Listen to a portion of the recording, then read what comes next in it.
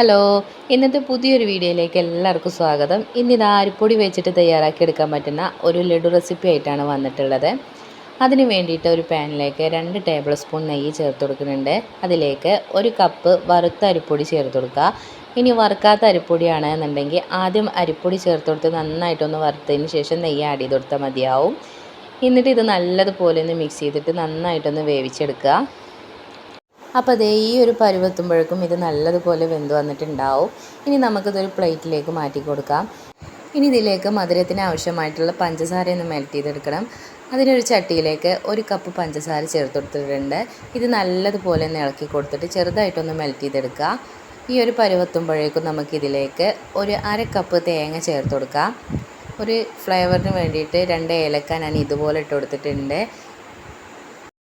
ഇനി ഇതാ ഈ ഒരു പരുവെത്തുമ്പോഴേക്കും നമ്മൾ തേങ്ങയും പഞ്ചസാരയും നല്ലതുപോലെ ഒന്ന് മിക്സായി വന്നിട്ടുണ്ട്.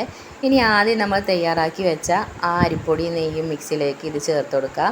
എന്നിട്ട് ഇതിലേക്ക് നമുക്ക് ഇഷ്ടമുള്ള നട്ട്സ് ഏത് വേണിച്ചാലും ചേർത്ത് കൊടുക്കാം. ബദാമോ പിസ്തയോ ഇനി കടല വേണിച്ചാലും ചേർത്ത് കൊടുക്കാവുന്നതാണ്. ഞാൻ കുറച്ച് ബദാം ചേർത്ത് കൊടുത്തിട്ടുണ്ട്. ഇനി നമുക്ക് കൈ വെച്ചിട്ട് നല്ലതുപോലെ തന്നെ ഇതുപോലെ ഒന്ന് മിക്സ് ചെയ്തെടുക്കാം. ഇനി നമുക്കിത് ചെറിയ ചെറിയ ഉരുളകളാക്കിയിട്ട് എടുക്കാവുന്നതാണ്.